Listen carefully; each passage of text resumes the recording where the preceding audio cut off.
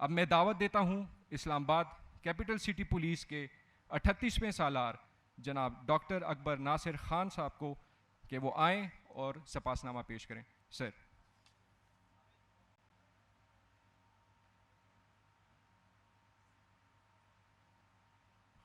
नहमदुहु व नुसल्ली अला रसूलिहिल करीम अम्मा बाद फ़ाऊज़ु बिल्लाहि मिनश शैतानिर रजीम। हवाए शहर मदीना ने छू लिया है मुझे, मेरे कलाम में खिलने लगे हैं नात के फूल। भटकने देते नहीं रास्ता दिखाते हैं, हरूफे सरवरे कौनैन कायनात के फूल। जनाब वज़ीर आज़म पाकिस्तान मियाँ मोहम्मद शहबाज शरीफ साहब, जनाब वज़ीर दाखिला राना सनाउल्लाह खान साहब, जनाब वफाकी वज़ीर बराए तालीम राना तनवीर हुसैन साहब, जनाब वफाकी वज़ीर व प्लानिंग एंड स्पेशल इनिशिएटिव्स जनाब एहसन इकबाल साहब, सेक्रेटरी दाखिला साहब, चीफ़ कमिश्नर साहब, तमाम हाज़रीन ख़वातीन व हज़रात, अस्सलामु अलैकुम।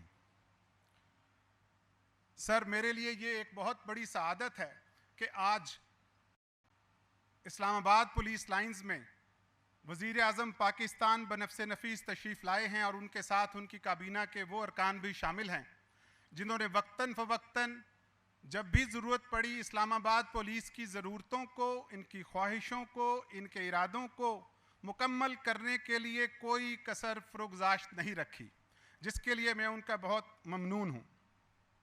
सर, आपसे आखिरी मुलाकात हमारी 25 मई 2022 को डी चौक में हुई थी।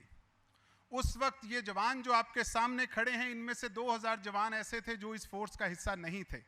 ये आपके हुक्म से बाद में भर्ती हुए, लेकिन इसमें से 1000 जवान वो ज़रूर थे जिनमें मर्द व ख़वातीन शामिल हैं, जिन्होंने 25 मई और 26 मई तक सारी रात और सारा दिन अपने सर पे इस्लामाबाद के अमन को लिए रखा और यहाँ के किसी बाशिंदे को, यहाँ के किसी शहरी को कोई नुकसान नहीं पहुँचने दिया।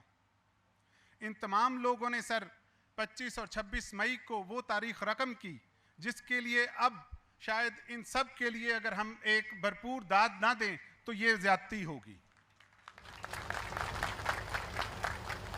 इसमें सर वो अफसरान भी शामिल हैं जिन्होंने ज़ख़म खाए, जिन्होंने अदालती अहकामात की तकमील के लिए, अपने फ़राइज़ की बजावरी के लिए वो चीज़ें की जो इनका फ़र्ज़ था, लेकिन उसके जवाब में किसी को पत्थर मिला, किसी को पेट्रोल बम मिला, किसी को कोई लाठी पड़ी और किसी के घर पे भी हमले किए गए। और ये आसान नहीं था। मुझे फ़ख्र है कि मैं इस फोर्स का सालार हूँ, इस पुलिस का सालार हूँ, और मुझे ये भी फ़ख्र है कि ये बात सिर्फ 2022 तक नहीं रही। 2023 में भी 9 मई सब ने देखा, फिर 10 मई सब ने देखा। ये वो दिन थे कि जब इस्लामाबाद पुलिस लाइंस पे हमला हुआ। जनाब वज़ीर आज़म, यहाँ पे रहने वाले बच्चे, यहाँ पे रहने वाले ख़ानदान, यहाँ पे रहने वाले वो तमाम लोग वो उस ख़तरे में थे कि हो सकता है कि उन पे भी अटैक हो सके। लेकिन मैं आपको बताना चाहता हूँ कि किसी तरफ से कोई दरवाज़ा ऐसा नहीं खुला कि जिसमें से किसी ने बाहर जाने का सोचा हो। इस पूरी फोर्स में कोई अफसर ऐसा नहीं था जिसके ख्याल ये आया हो कि हमने कहीं पे एवैक्यूएट होना है। इनको ये पता था कि इस्लामाबाद पुलिस लाइन की हिफाजत के लिए अगर जान भी देनी पड़ी तो देंगे। और अगर ये अज़म उनका सिर्फ पुलिस लाइंस के लिए है, जनाब वज़ीर आज़म, अगर ये अज़म उनका सिर्फ पुलिस लाइंस के लिए है तो आप सोचें कि हमारी जो ऐसी अलामतें हैं जो रियासत की अलामतें हैं, हमारा डी चौक हो, चाहे हमारा रेड जोन हो, चाहे हमारी सरहदें हों, जब भी वक्त आएगा इस्लामाबाद पुलिस को आप किसी और फोर्स से पीछे नहीं पाएंगे।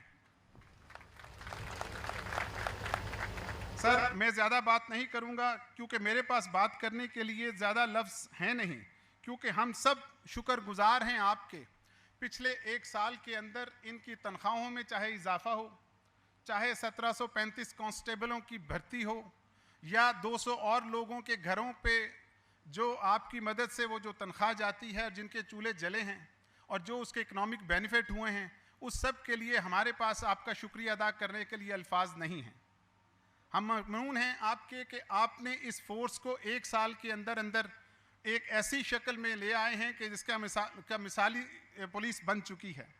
सर, हमारा ख्याल था कि जब पंजाब में आपने सेफ सिटी अथॉरिटी बनाई, आपने फॉरेंसिक लैब बनाई, जब आपने डॉल्फिन फोर्स का इफ्तिताह किया, जब आपने स्पेशल प्रोटेक्शन यूनिट बनाया और जब आपने वहाँ पे ये सारे काम कर दिए, CTD का काम अमल में लाया गया, तो हमारा ख्याल था कि इन 5 चीज़ों के बाद शायद अब पंजाब पुलिस से आगे कोई फोर्स हो नहीं सकती।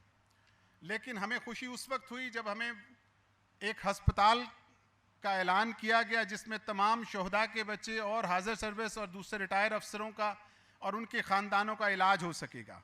हम उसके लिए बहुत ममनून हैं सर।